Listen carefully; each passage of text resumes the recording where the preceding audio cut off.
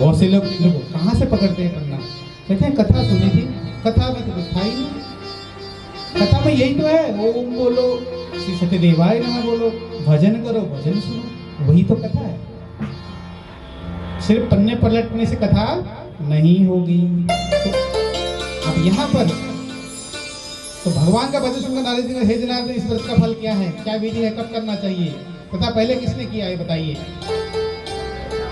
इस प्रकार नारद जी का भजन सुनकर भगवान बोले, हे नारद, यह व्रत समस्त दुख को नष्ट करने वाला और धन धान्य को बढ़ाने वाला है, सौभाग्य संतति करम, सर्वत्र विजय प्रदम, सबको विजय देने वाला है, श्रद्धा पूर्वक कभी भी किया जा सकता है, सायंकाल के समय, विशेष तो सायंकाल का समय, मगर जब समय हो तब कर लें, ब्राह्मण को बुला करके बंधुजनों के साथ धर्म तत्पर होकर के इस व्रत को करें।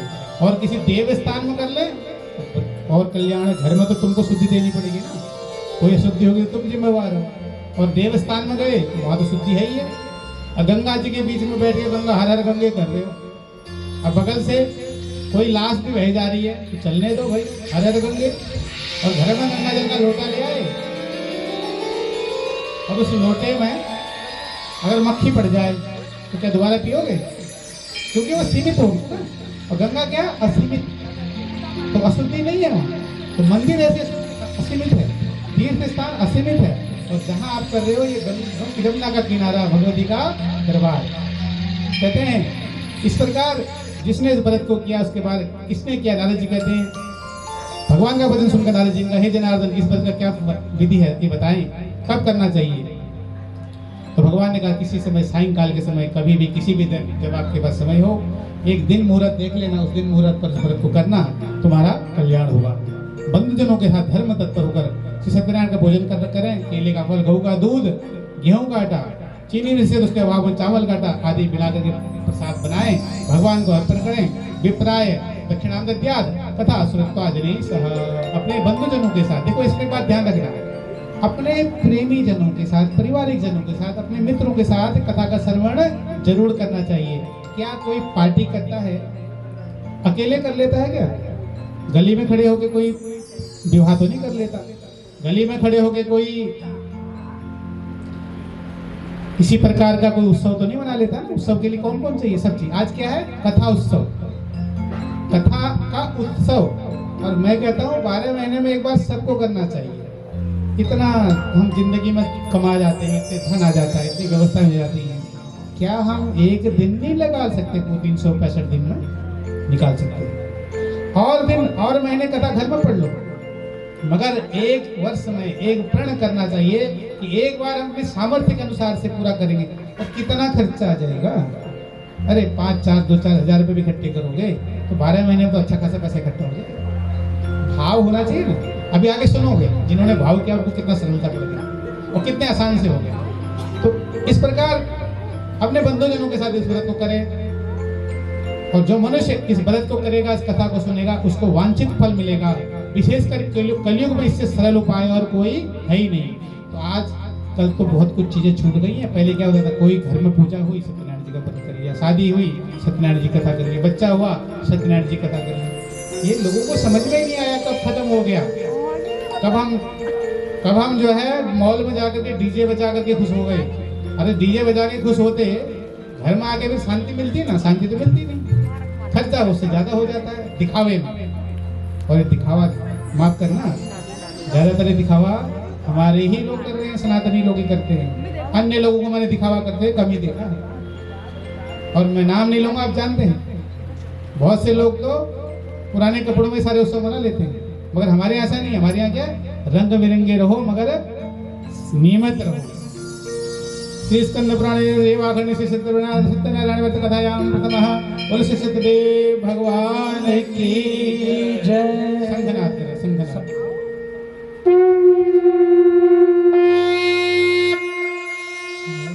प्रणाम कर दो, खड़े होकर प्रणाम कर दो। नमो नारायणाय, ओम नमो नारायणाय, ओम नमो नारायणाय, ओम नमो नारायणाय, ओम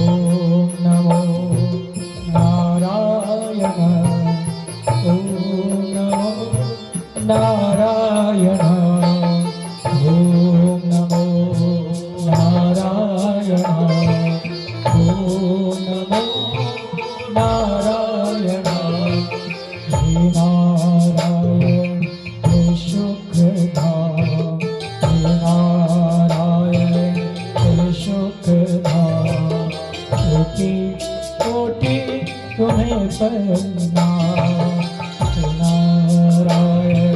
तुम्हें प्रणाम, कोटि कोटि तुम्हें प्रणाम। ओम नमो नारायण, ओम नमो नारायण, ओम नमो नारायण, ओम नमो नारायण। दोनों हाथ उठा करके हरि बोल।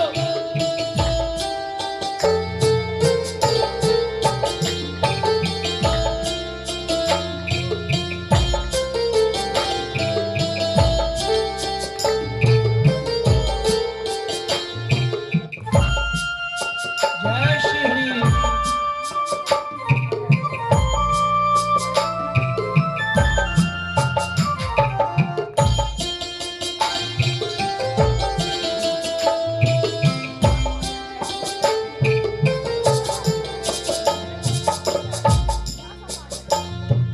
जग के पालन करता तुम हो, जग के पालन करता तुम हो, जग के पालन करता तुम हो, जग के करता तुम हो।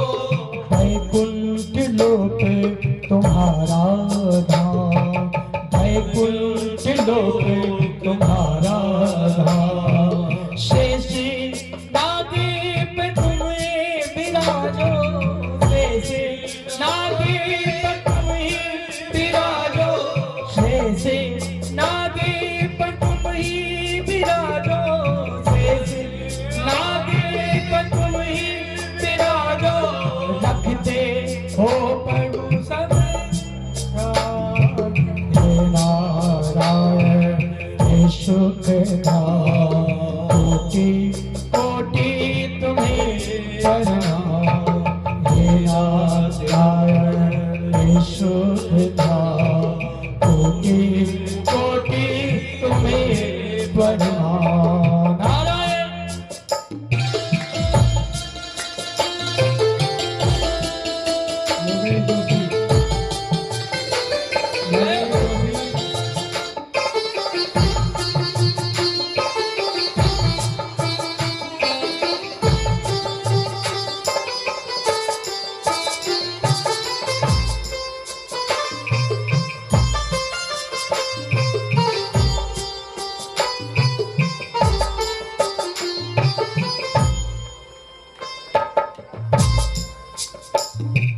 तेरे चरणों में विनती है मेरी, तेरे चरणों में विनती है मेरी, ओ तेरे चरणों में अर्जी है मेरी, तेरे चरणों में अर्जी है मेरी।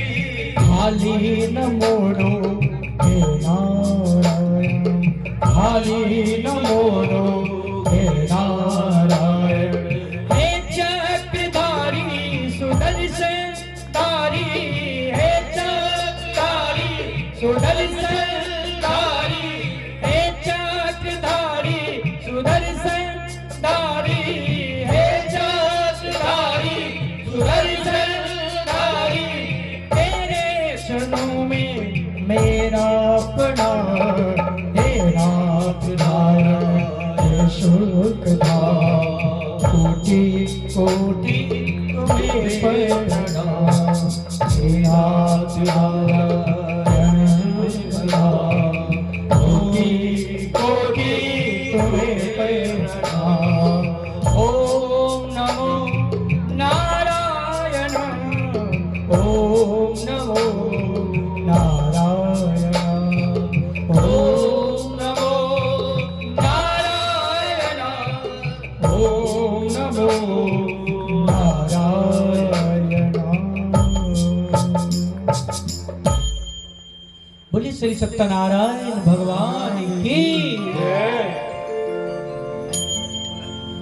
सुतवाच थान् समर्वक्ष्यामि तं येन पुरादिजा। सत्यनारायण जी व्रत कर करने वाले के संबंध में कथन करते हैं। सूत जी इधर बता रहे हैं और नारद को कौन बता रहा है? भगवान जी बता रहे हैं। नारद जी पूछ रहे हैं भगवान जी से, किसने किया, कब किया, कैसे किया। कहते हैं एक सुंदर काशीपुर नाम एक राज्य था, उसमें एक निर्धन ब्राह्मण, उनका नाम था सतानंद। सतानंद ब्राह्मण जो थे बहुत गरीब ब्राह्मण थे और पढ़े लिखे विद्वान थे, मगर उनके पास धन धान्य की बहुत कमी थी। उनके पूजा पाठ से, भिक्षाटन से उनकी व्यवस्थाएं नहीं होती। और ऐसे पद पर बैठे हुए व्यक्ति का समाज में दुखी होना भगवान को बिल्कुल भी अच्छा नहीं लगा, क्योंकि भगवान ने हर व्यवस्था के तहत एक शिक्षा देने का काम दिया है उसको। ज्ञान देना, ज्ञान लेना और ज्ञान देना, यज्ञ करना और यज्ञ करवाना, ये कार्य उसका है। दान लेना और दान देना, वो है कहाँ परेशान घूम रहा है तो किसको क्या बताएगा। हमारे गुरुजी, हमारे गुरुदेव कहा करते थे कि ब्राह्मण समाज का इंजन होता है। समाज का इंजन ब्राह्मण होता है। समाज को खींच के लेके जाने की जिम्मेदारी आगे उसकी है। जब इंजन ही खराब हो जाएगा तो समाज तो पीछे रह जाएगा ना। और इंजन के पीछे डब्बे नहीं हो तो इंजन भी बेकार है। तो उस व्यक्ति को दुखी देख करके भगवान को बड़ी दया है। इसमें और बात है, ये कर्म स्वभाव जा व्यवस्थाएं बनी हुई थी कि वो समाज में ऐसा कार्य करेंगे। शिक्षा की कभी कोई कमी नहीं थी। मैकाले की शिक्षा से पहले का शिक्षा का अध्ययन करो, वहां आप देखोगे कि शिक्षा सरलता से चलती थी। कोई व्यापार नहीं था। जिसके पास दाल होता था वो चावल बदल लेता था, जिसके पास चावल होते थे वो गेहूं बदल लेता था। जिसको जो चाहिए अदला बदली का व्यापार था। बहुत संपन्न था हमारा भारतवर्ष। और हमारा भारतवर्ष बहुत संपन्न था। इसको क्या कहते थे? सोने की चिड़िया। इतना था। आज भी हमारे भारतवर्ष का अगर सोना देखा जाए तो इतनी तो हमारी महिलाएं, हमारी गृहिणियां पहने रहती हैं जितने कई देशों के पास सोना ही नहीं। कितने हजार करोड़ टन का था हिसाब किताब। ये हमारा देश का ये महत्व रहा है, मगर ममता नहीं इन चीजों से, ये व्यवस्थाओं के तहत चलती रही। तो कहते हैं किसने किया इस व्रत को? भगवान बताते हैं कि ब्राह्मण बहुत निर्धन थे और ब्राह्मण की स्थिति को देख करके भगवान ने एक भेष बनाया ब्राह्मण का और उसके पास पहुंचे। बोले क्या बात है पंडित जी, बड़े परेशान नजर आ रहे हो।